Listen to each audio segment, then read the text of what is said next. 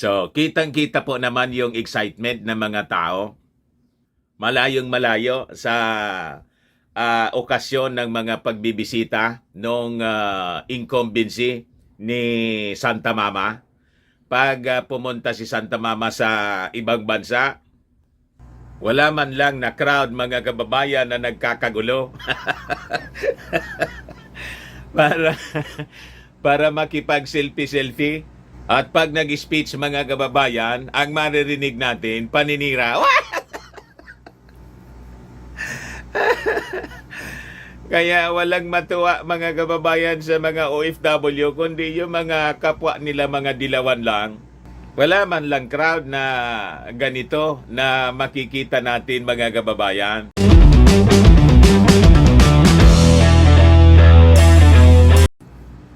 O, rockstar pa rin mga kababayan yung dating ng ating Pangulong Bongbong Marcos doon sa Singapore. Nag-surprise visit siya mga kababayan sa Lucky Plaza. Ayun, dinumog ng mga overseas Filipino workers. Tuwang-tuwa po sila na makita yung ating Pangulong BBM. Siguradong inggit na naman po yung mga dilawan dito. At saka tagumpay na naman mga kababayan yung foreign travel ng ating Pangulong Bongbong. But before ko mga kababayan na ibigay sa inyo yung buong kwento, click subscribe muna dito sa ating YouTube channel and hit the notification bell para lagi kayong updated sa mga kaganapan sa ating bansa. At saka yung mga ganito pong mga kaganapan na most of the time sinisikil ng mainstream.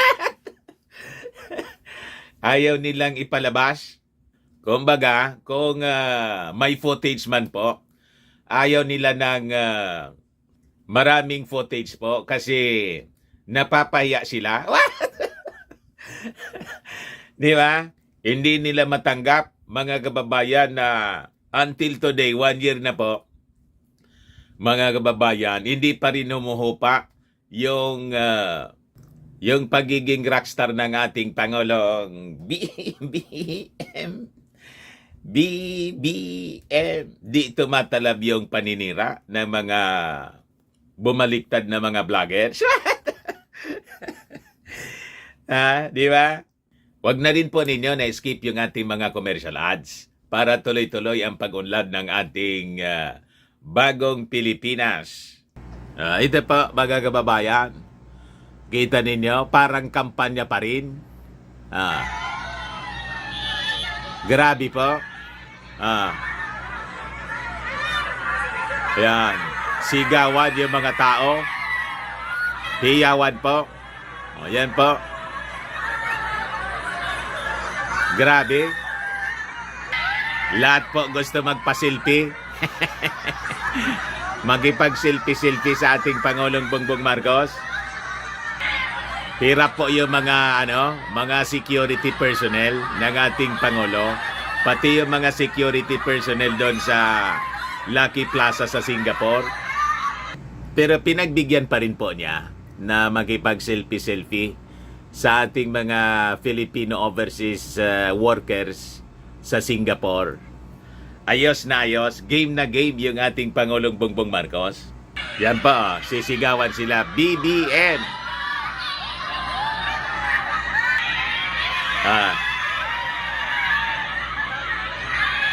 Talagang pinagkakaguluhan mga kababayan. Yan si BBM. Halos magkaipit-ipit yung mga tao.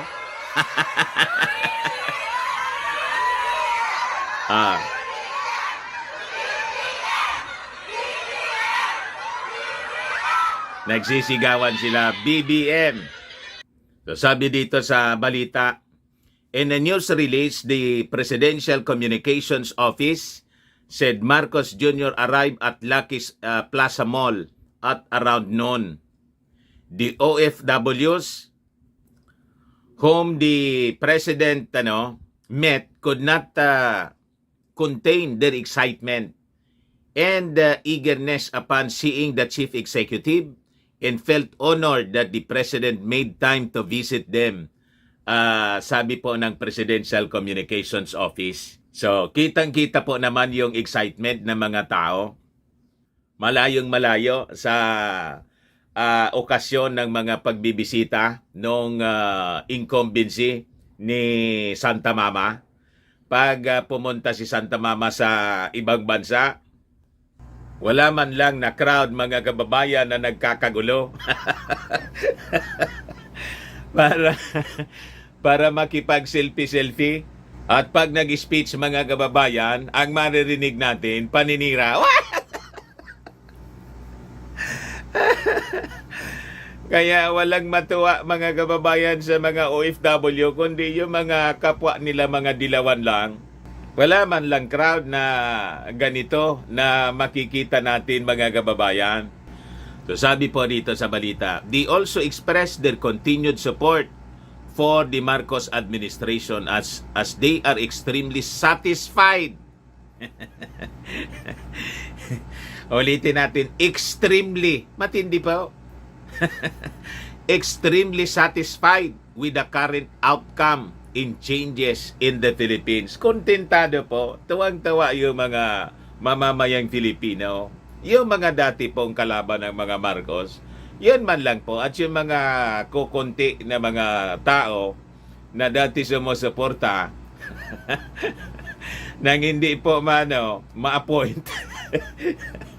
Bumaliktad yung intention man lang pala, mga kababayan, ay yung appointment.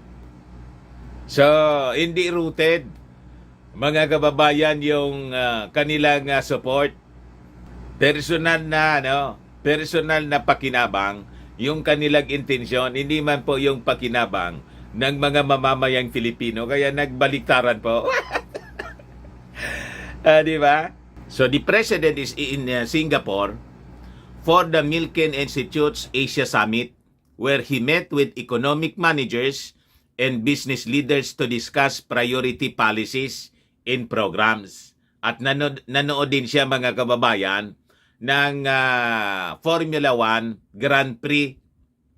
Mahilig po sa motorsport yung ating Pangulong Bongbong Marcos. Na-invite din kasi siya doon mga kababayan ng leader ng Singapore. So sabi rito, he also met with officials of India's GMR who expressed their interest in investing in Philippines airports, roads, and energy projects. Di ba napakaganda? Fruitful mga kababayan yung naging travel ng ating Pangulong Bongbong Marcos. Singapore-based Dyson also committed 11 billion pesos worth of investment for the Philippines in the next 2 years. Malaysian retail specialist Baliram Group is looking at expanding its operations in the Philippines by developing airport outlets for duty-free retail tourism. So marami-rami na naman po yung nahakot na investments ng ating Pangulong Bongbong para po sa ating bansa. Ngayon, sabi natin, nanood din siya mga kababayan ng Formula 1 Grand Prix. Ito po siya. A fan of motorsport mga kababayan, yung ating Pangulong Bongbong Marcos. Sabi rito, Ferrari fan, Marcos watches Carlos Sainz win Singapore Formula 1 pole. Yan po. So sabi rito sa balita, taking time out from his work schedule, Marcos watched the qualifying race for the Singapore Grand Prix at the Marina Bay Circuit. The country's leader watched Formula 1 race upon the invitation po ni Singapore President Lee Hsien Loong. Carlos Sainz, Formula 1 driver for Ferrari, claimed the pole at the Marina Bay Circuit. Photo of the president watching the game at the Ferrari garage has been shared on Facebook by Formula 1 fans Philippines. Marcos was spotted wearing a Ferrari cap while House Speaker Martin Romualdez stood behind him. Lagi pong nakadikit si Martin Romualdez, mga kababayan, na pinag-iinitan ngayon dahil sa pag-donate ng 1 million, sabi nga, 2 million dollars para sa pagtuturo ng Filipino language doon sa Harvard University. Yan ang laging kasama ng ating Pangulong Bongbong Marcos na tinitraining na yata. Para siyang susunod na leader ng ating bansa. Kaya napag-iinitan na ngayon. Ito po si Martin Romualdez. Sabi rito sa balita, Martin, Harvard Recognition of Filipino Notable, sabi sa balita ng Daily Tribune. Imbis matuwa po tayo, matuwa po kayo na mga critics, palibasa, Mr. Maravillas critics, kaya ganon talaga. Imbis na matuwa, ayon, binanatan po si Martin Romualdez. Isabi nga natin mga kababayan, yung pera po hindi man galing sa pundo ng gobyerno. Yung donation niya, pribadong donation galing sa kanyang yaman. Yes, sabi niya rito, he urged the public to be proud that the prestigious Harvard University had recognized the Filipino language as the fourth most spoken language in the United States. Romualdez issued a statement over reports he donated money so that Harvard can offer a course on the Filipino language alongside Thai and Bahasa Indonesia for the first time in the institution's 400-year history. Dapat po matuwa tayo. Sabi nga natin mga kababayan, dapat ang binabatikos ninyo yung pagturo dito sa atin ng language na Chinese. Di ba? Dito sa atin po, winelcome natin yung pagturo ng Spanish language, niyang Nifongo, ng Korean, tapos Spanish noon. Di ba? Iba kita niya, Mr. Maravillas, na paginitan mo yung Chinese. Ginagamit nila yun na tool para i-influensya po yung mga Filipino. Tayo naman po, walang ganong intensyon na influensyahan yung mga Amerikano at manakop tayo. Di ba? Tayo lang naman gusto nating i-promote yung ating kultura, yung ating salita, yung ating bansa na makilala naman po tayo sa buong mundo.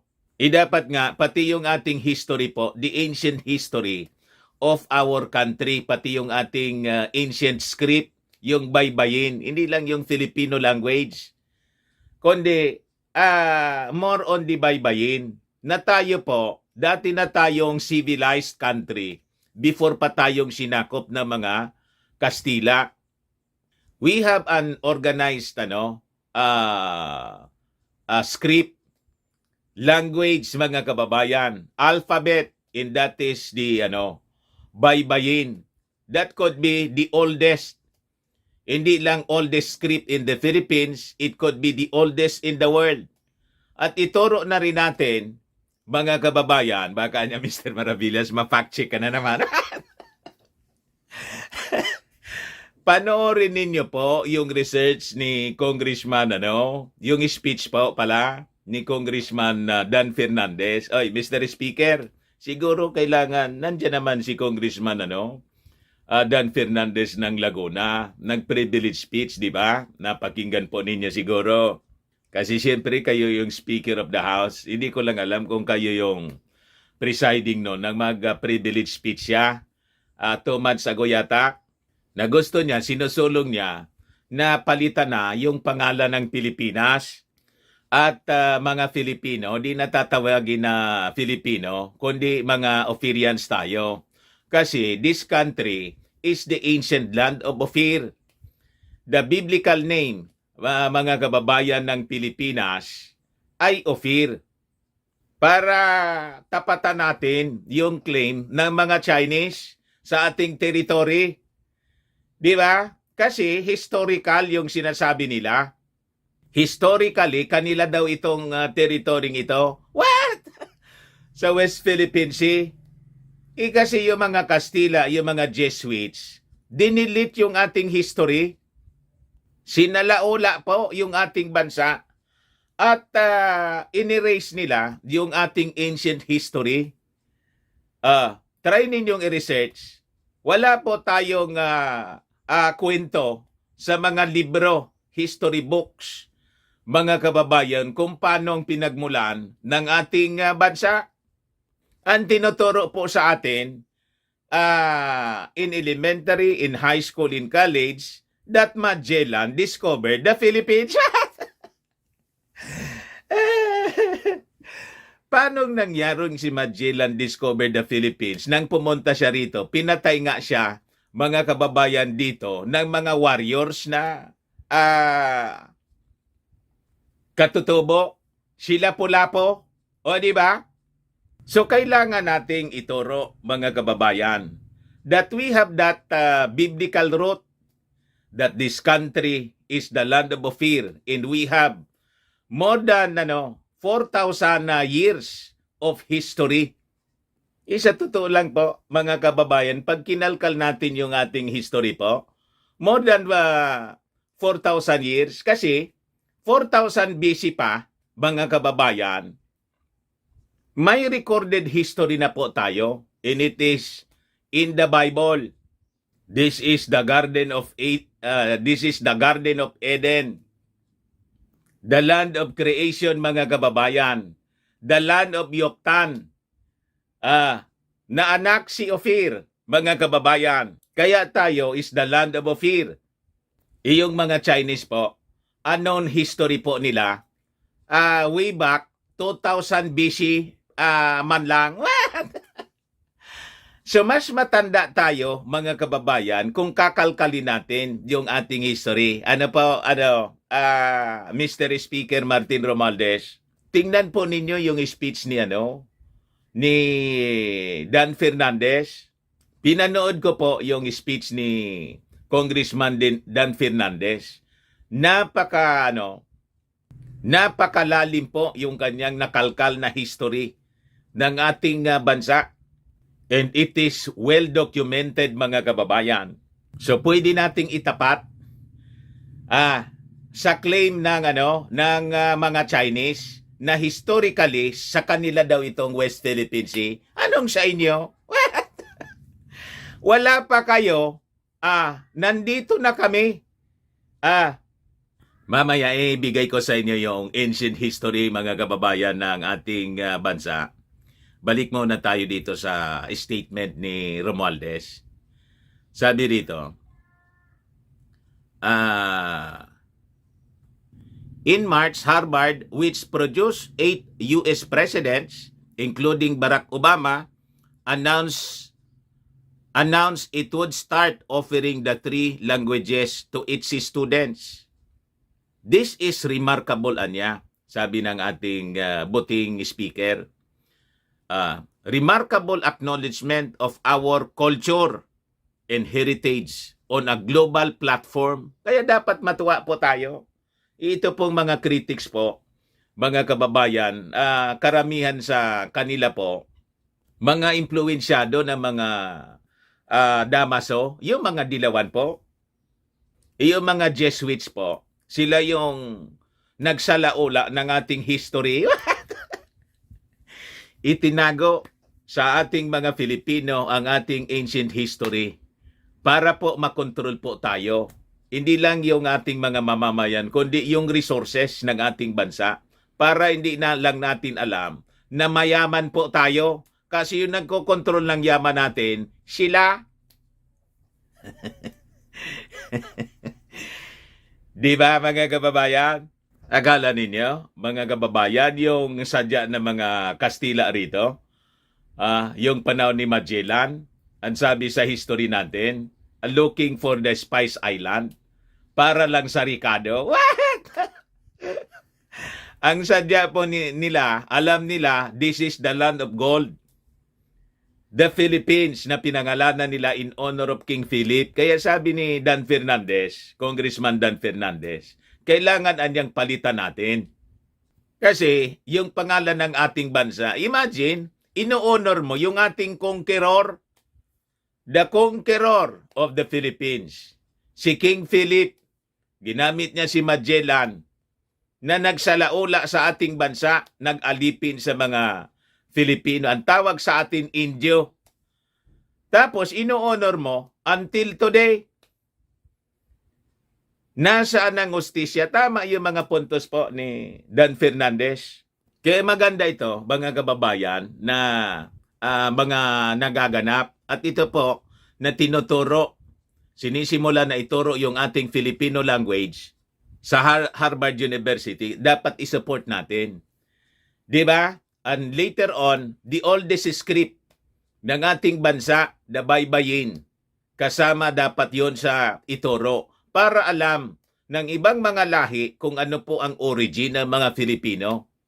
That we are a civilized country noon pang panahon.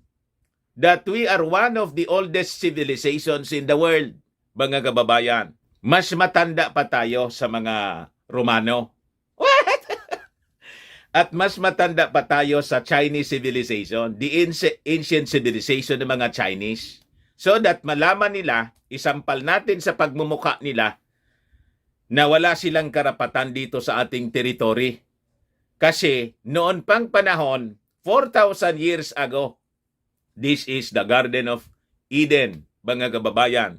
Kaya sabi ni Dr. Jose Rizal, where Eden lost, sa kanya pong tula, adios, patria adorada, rion del sol querida, perla del mar de oriente, nuestro perdido Eden. Kaya pala yun ang tulain, mga kababayan, ni Dr. Jose Rizal. Alam ni Dr. Jose Rizal ang root ng Pilipinas, ang pinagmulan. Kaya mahal na mahal niya ang ating bansa. The Pearl of the Orient Seas. So sabi dito, mga kababayan, sa balita, hidden quoted si Martin Romualdez, Jose Marco Antonio II, co-president of the Harvard Undergraduate Philippine Forum, saying our focus should be on celebrating this achievement. Romualdez said he firmly believes in promoting and preserving our Filipino identity. And this step by Harvard is a testament to that effort. There are an estimated 4.2 million Filipino Americans in the United States. Talaga pong tinutupad ni Martin Romualdez ang sinabi ni Apolacay. This country will rise, will be great again. Will rise again. Kikilalanin pa tayo sa buong mundo. So sabi rito, the Filipino or Tagalog course will be part of the Department of South Asian Studies in Harvard. It announced in March that it would hire 3 preceptors to teach Thai, Bahasa Indonesia, and Filipino in the academic year 2023-2024. Pero yung nabalita na donation na $1 million daw or $2 million, hindi, wala nga confirmation doon si Martin Romualdez. Ayaw nga niya. Kung totoo man yun, hindi natin alam. Di ba? Pero ang sabi, yun na daw ang totoo. Ayaw nga ng donor na ipangalandakan. Yan ang magandang donor. Di ba? Dapat matuwa kayo na yung donor po, kung sino man yun, kung si Martin man yun, ayaw niyang malaman ng buong mundo.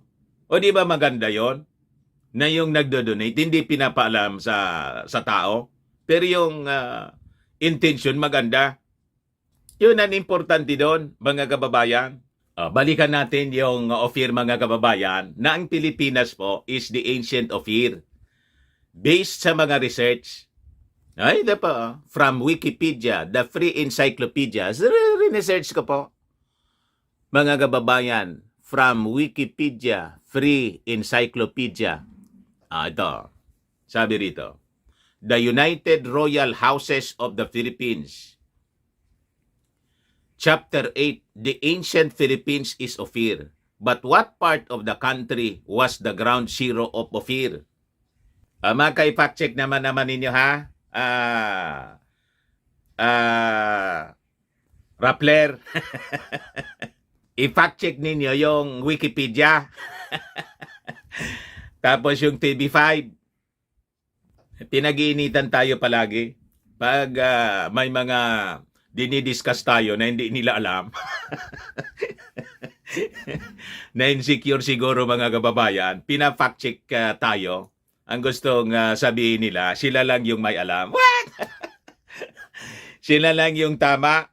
Sabi rito, from Wikipedia, the free encyclopedia. This article is about the region mentioned in the Bible. For other uses, see Ophir. Disambiguation. Sabi rito, Ophir, Hebrew, modern Ophir, Tiberian, is a port or region mentioned in the Bible, famous for its wealth. King Solomon received a cargo of gold, silver, sandalwood. Kaya pala yung bakya po, mga kababayan, si King Solomon pala, gumamit ng bakya. Bakya mo nining, luma at kopas na. Kita ninyo? Sandalwood. Galing dito, mga kababayan, sa modern Philippines. Ancient Ophir. Kaya pala, noong panahon, uso sa atin dito yung bakya. Sandalwood, pinalitan ng mga made in China. Dragon. You see? Pearls, ivory, apes, and peacocks from Ophir every 3 years. Kaya tayo tinawag na perlas ng silanganan. Di ba? Yun ang sa ating lupang hinirang. Ang Pilipinas ay perlas ng silangan. Di ba? Pearl of the Orient Seas. Kita ninyo yung connection po? Biblical references. Ophir in Genesis 10, the Table of Nations, is said to be the name of one of the sons of Joktan.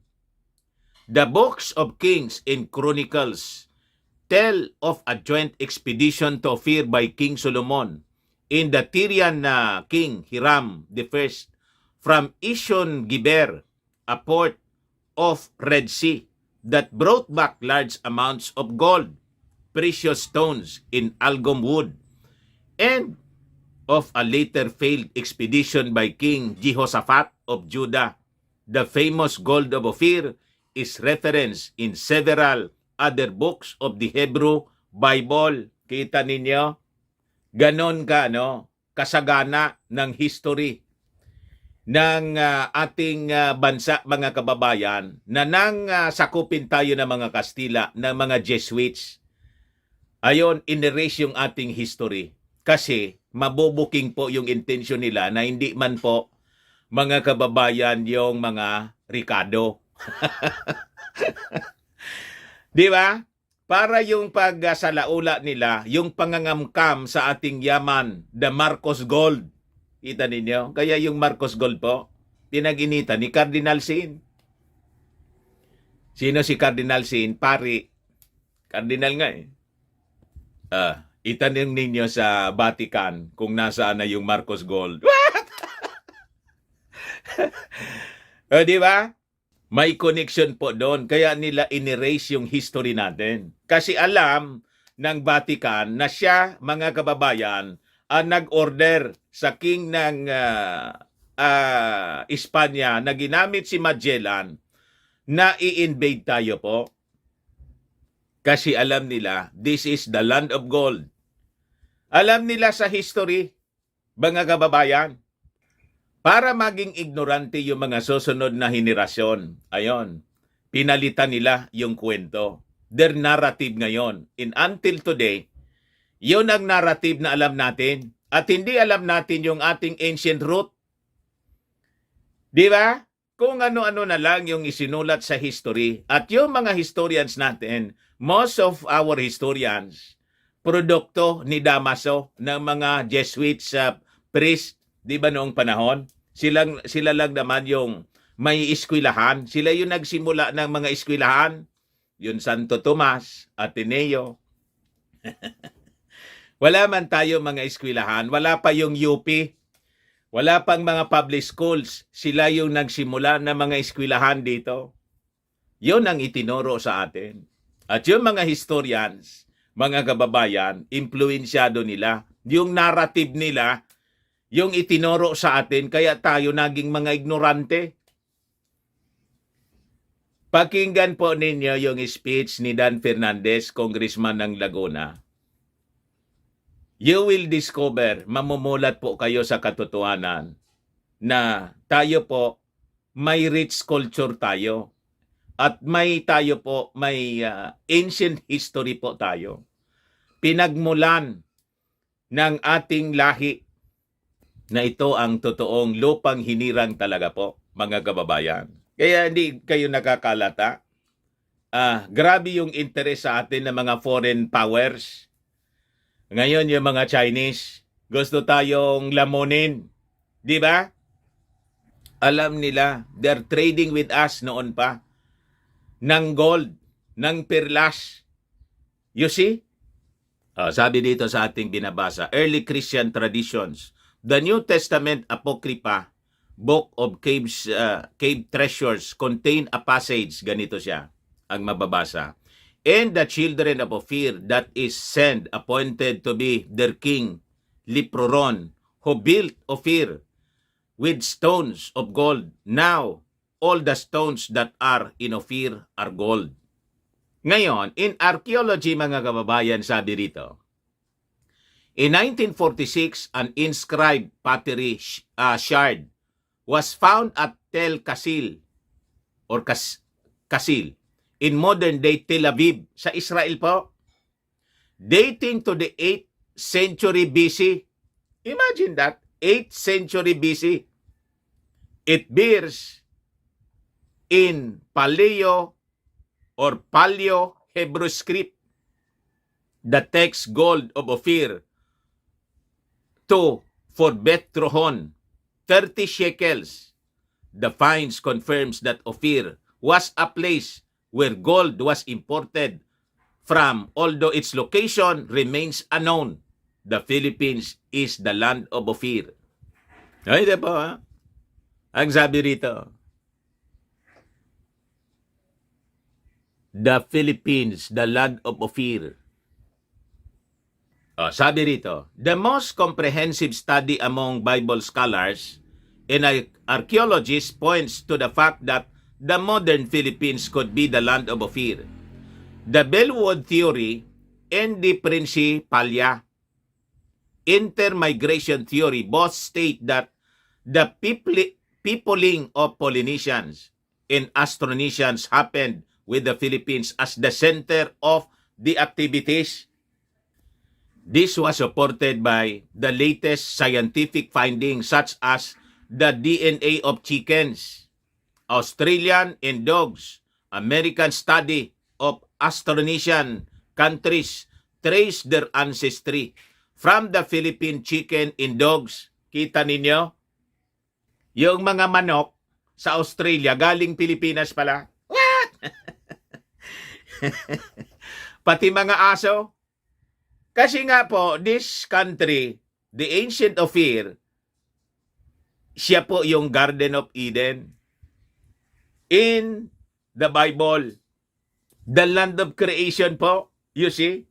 So napaka-importante pala ng Pilipinas, the most important country in the world. Kaya pala tayo, ganito, pinag-aagawan tayo ng mga great powers in the world.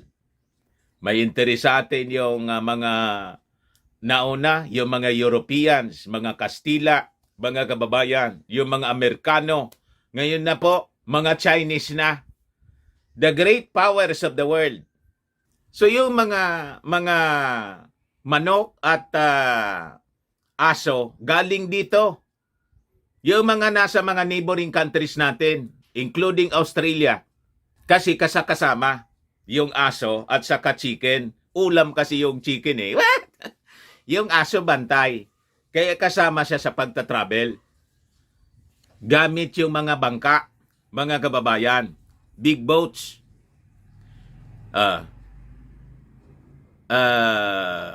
Dogs and chickens are important household animals being brought by people migrating to other places using big boats, sabi rito. Diggings in the Philippines such as the rhinoceros man, Francis study ito po. Doneman, Otley Bayer study. Luzonensis in Tabonman, Philippine studies naman po ito. Pointed out that the Philippines is one of the places. The other one is out of Africa, where a human race have evolved naturally with rhinoceros man, Doneman, Luzonensis, and Tabonman being 700,000, 200,000, 70,000, and 40,000 years old respectively.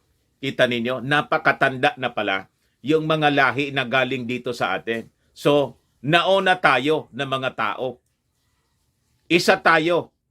Other than yung Africa, isa tayo po. Kaya nga po, based doon sa speech ni speech po ni, ang tawag dito, ni Dan Fernandez, Congressman Dan Fernandez ng Laguna, makikita niya natin na may pagkakahawig yung ating mga Negritos, mga Aitas, with the African people. What? You see? Kahit yung mga aborigines ng Australia, yung mga natives ng Australia, yung tawag aborigines. O tingnan ninyo yung mga kulay, dark skin sila. Kahit yung mga Indonesians po, in Malaysians po, tingnan ninyo yung mga kulay ng mga natives nila. Kakulay natin. So sabi rito mga kababayan, as mentioned by Representative Dan Fernandez, nakasulat pala dito, nabanggit si Congressman sa Wikipedia, The House of Dula, Lacandula. Ang titulo po, Congressman Dan Fernandez in a celebrated speech in the Philippine Congress, the Lacanate of Lawan in Northern Samar is the oldest kingdom of the ancient Philippines, then called Ophir. The kingdom was once headed by Alicos, Waray people, with a Hebrew-sounding name, Dato Eberin, according to the writings of Henry Scott, citing Alcina. Well-researched po ito. The Esquire magazine described Dato Eberin as one of the richest ancient king of the country. Kita ninyo? Together with Lacan Bonao Dula of Tondo. Kaya mayroon po tayong Lacandula Drive. Kahit dito sa amin, may Lacandula Drive, Legazpi City. In honor of Lacan Bonao Dula of Tondo in Sultan Kudarat of Mindanao. Kaya may province tayong Sultan Kudarat. Kailangan nating i-trace yung history ng mga ancient names ng mga lugar natin. Including dito sa amin, Mayon. It is a Hebrew word, Mayon. Ang ibig sabihin, mga kababayan ng Mayon, spring water. Kaya yung source namin po ng tubig inumin po, o galing sa Mayon Volcano. Kahit may apoy yung Mayon Volcano,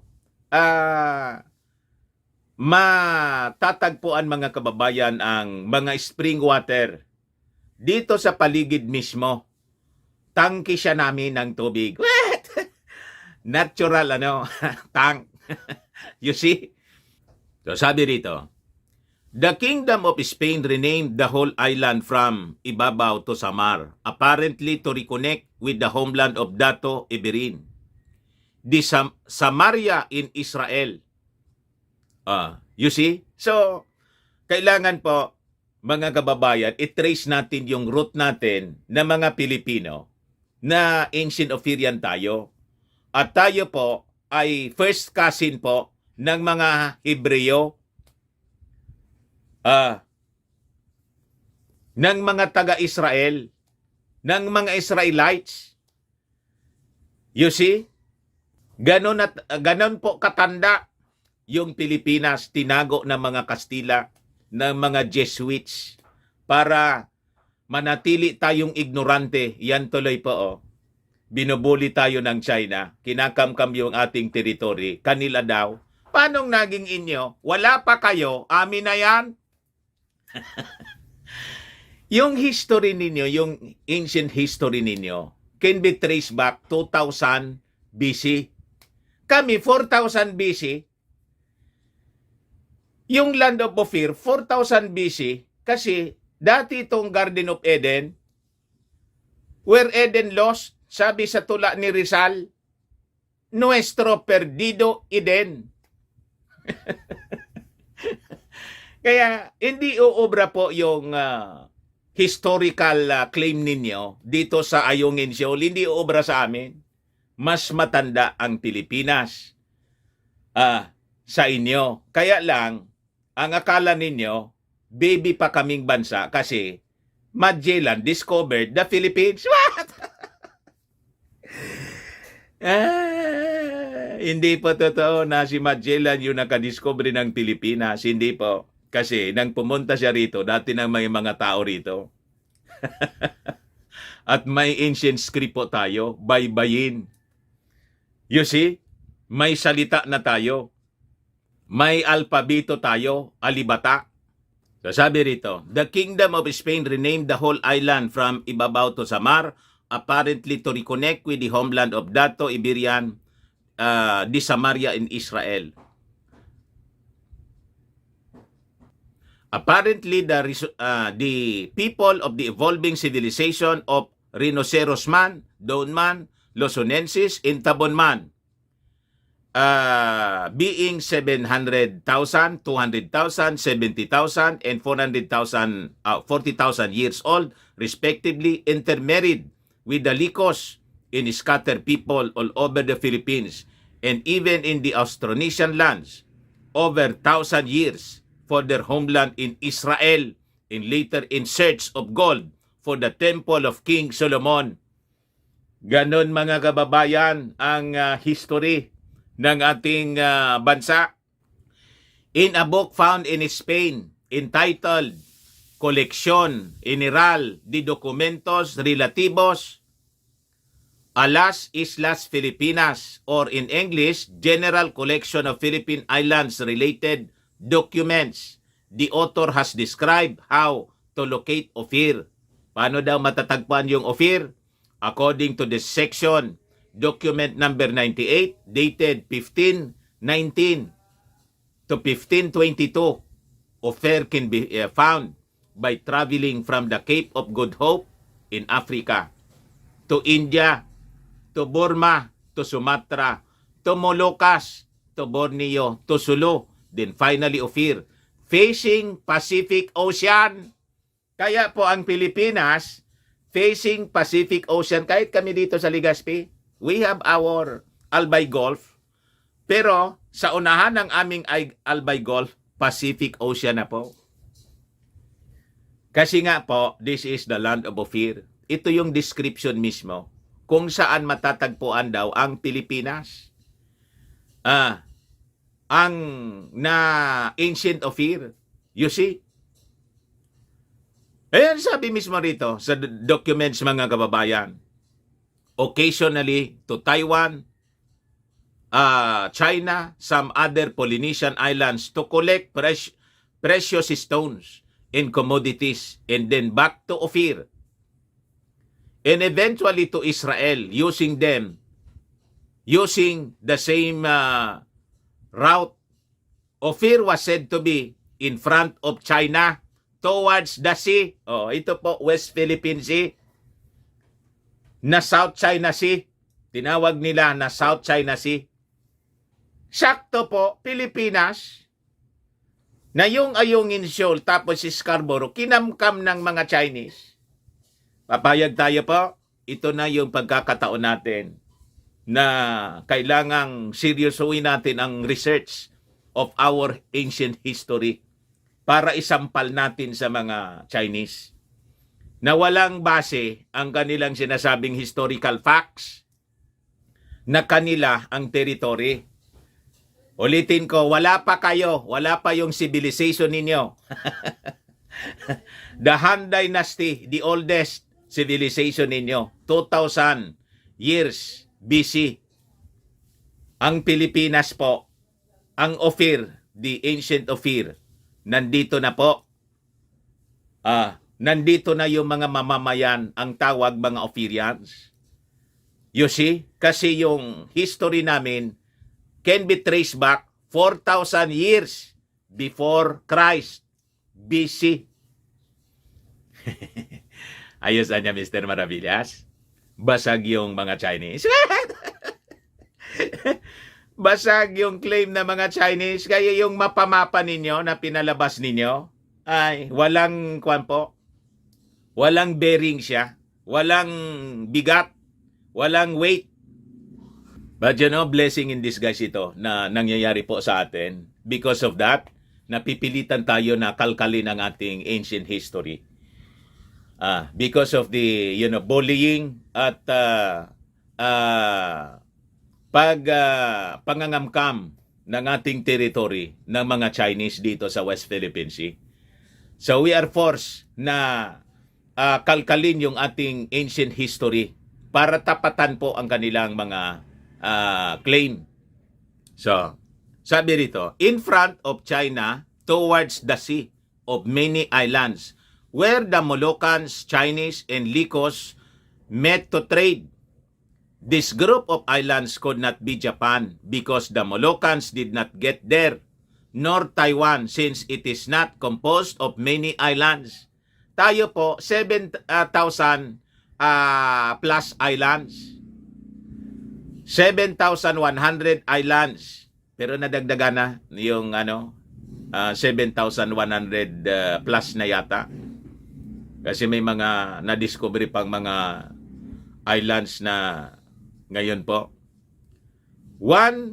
Only the present-day Philippines could fit the description, sabi po rito. Spanish records also mention the presence of Licos, big bearded men, probably descendants of the Phoenicians, whose ships were always laden with gold and silver in the islands to gather gold and silver.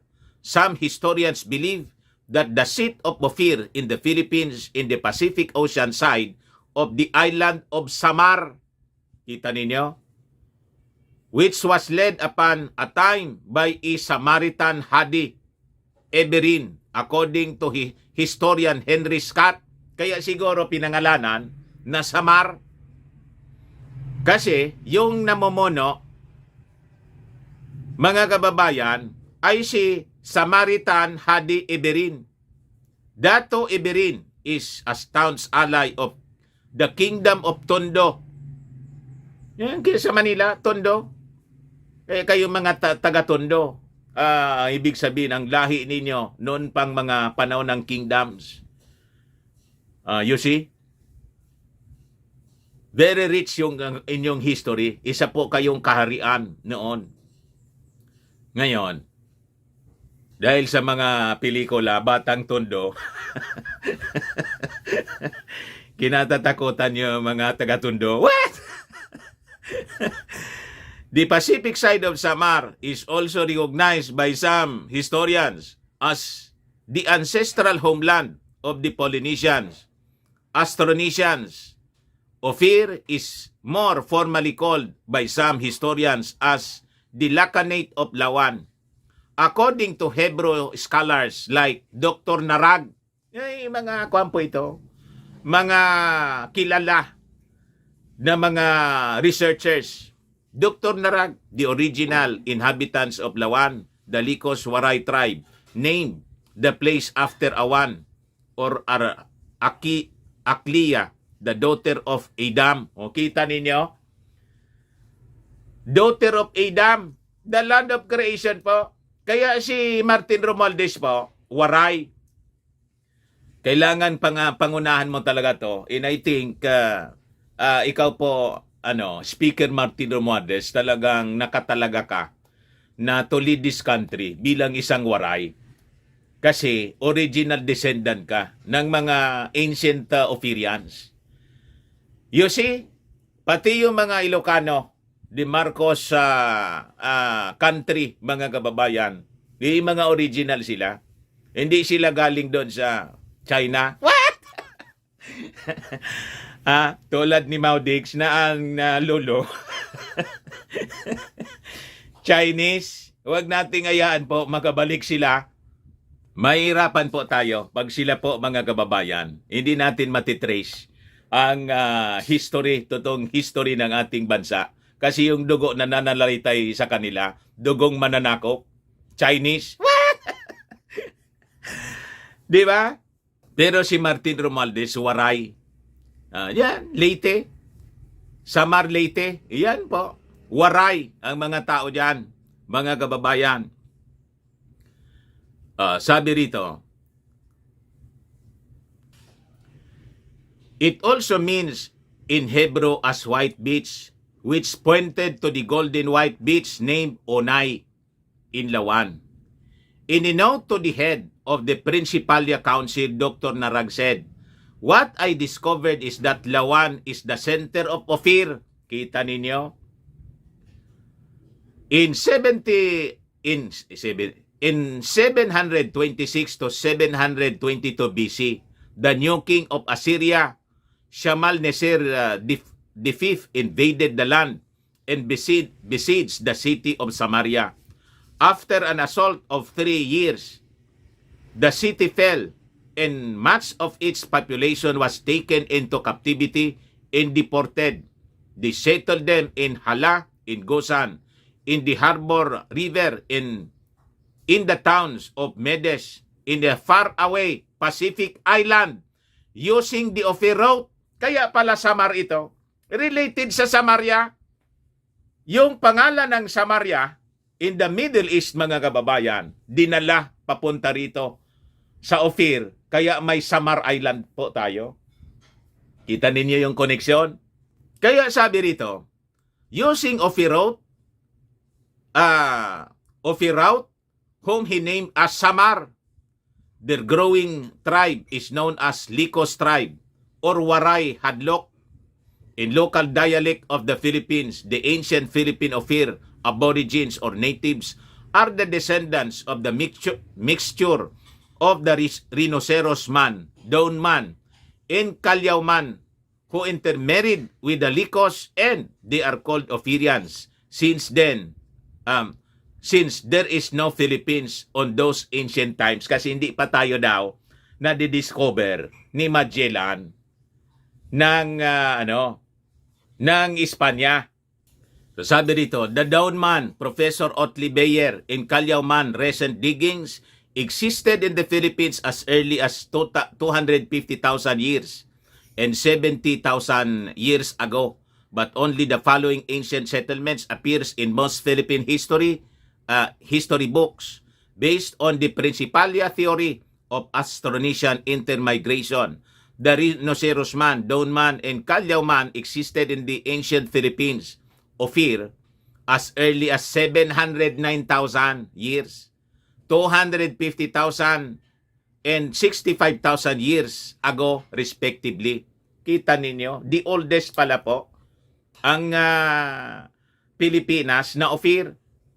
Dito nang galing sa atin yung mga tao, sinaunang tao, mga kababayan. 1800 BC, ancient Lawan, Pacific settlement. Ophir, the ancestral homeland of the Polynesians, and forebear of Tondo settlement and other Philippine ancient settlements, because travel by sea was the fastest and easiest mode of ancient migration compared to migration by land. Some historians believe that the estimated location of Ophir settlement is in the present day northern Samar. The name Samar was derived from Samaria, the ancestral homeland of Lawan, chieftain Hadi Iberin. Kita ninyo, mga kababayan, 1000 BC, Igorot Society sa Cordillera Region. 601 AD, Chief Dams of Sabag in Wakwak, Pampanga in Apari. 800 AD, Namayan, Mandaluyong, Santa Ana, Manila. Yan po ang origin ninyo. 900 AD, Tondo, Manila. 971 AD, Wangdom of Mai. 1176 AD, Kingdom of Tondo. Kaya po kayo diyan sa mga taga-Tondo, kayo mga taga diyan sa Tondo, Kingdom po kayo. Be proud, mga taga-Kingdom of Tondo. 1200 AD, Rahanati of Cebu, Madyas, as Confederation, Dapitan, Butuan. 1552 AD, Lupasog or Sulu. 1370 AD, Bronian Empire. Kasama sa territory natin yan, yung Brunei Empire. Yung kwan nga po, di ba yung Sabah, Malaysia? Ayun. Kasama pa yan, mga kababayan. 1408 AD, Kabuluan Vassal State of Ming, China, Pangasinan. Kaya kailan lang kayo? Dumating dito mga Chinese. You see? 1430 AD, Sultanate of Sulu. 1450 AD, Kingdom of Tondo reached its peak with the largest territory in the archipelago. 1470 AD, Namayan became a vassal state of Tondo. 1492 AD, Kingdom of Taytay, Palawan. 1499 AD, Brunei conquered Mai and Sulu. 1500 AD, Brunei conquered Tondo's Manila territory and established the Puppet Kingdom of Manila. 1501 AD, Maguindanao established. 1502 AD, Brunei totally took over Tondo, which lost its territories up north of Luzon. 1521 AD, Magellan reaches the Philippines and is killed by Lapu-Lapu in the Battle of Mactan. Pagkatapos, sabihin ninyo na Magellan discovered the Philippines. What? Diba? 15 AD, Maranao established. 1522 AD. 1532 AD, Lanao established. 1564 AD, Sultanate of Ternate established. Spain conquered Cebu. 1567 AD, Dato Pagbuaya established. 1573 AD, Spain conquered Madyas as in Tondo. And 1577 AD, Spain conquered Kabuluan. During the World War II, Philippine President Manuel Quezon, a native of Pacific side of the Philippines, within the influence of the ancient Lacanate of Lawan, Ophir, saved more than 1,000 Jews from Europe to be butchered by the Nazis by accepting them into the Philippines and settling them and his properties in Marikina Valley. The rest is history. Kaya po, tinulungan natin yung mga Hudyo na makapagtago dito sa ating bansa kasi related po tayo sa kanila. Cousin po natin. First cousin natin yung mga Hudyo. Ganun pala niyo, Mr. Marabilis. Yan ang history. Yan ang totoong history, mga kababayan, na tinago ng mga Kastila para tayo manatiling alipin sa pag-iisip. Paniwalaan natin na tayo po mga mga barbaro. Walang sibilisasyon na masasabi, maituturing, mga kababayan. When in fact, mas matanda pa tayo sa kanila. Ayan man lang po ang ating history. Huwag ninyo itong ipa-fact check Philstar, TV5, tapos Raplayar. Binabasa ko po Wikipedia. At yung speech po ni Congressman Dan Fernandez, di fact check ninyo yung Congress. yung congressman po.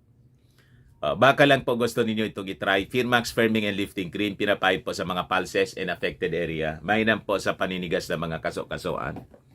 Ito naman po, Automax Radiant Serum. Sa mukha naman yung application. You will look 10 years younger than your age. Sa mga cancer patients naman po, baka lang gusto ninyo itong itry. Naing siya Red Mix Fruit Drink. Di man po siya gamot, food supplement siya. Kaya lang, gawa siya mga kababayan sa goji berry. Yung goji berry may anti-cancer properties. Ayos? Yung mga inquiries dito, dumiretso na lang kayo sa aming messenger sa Facebook para masagot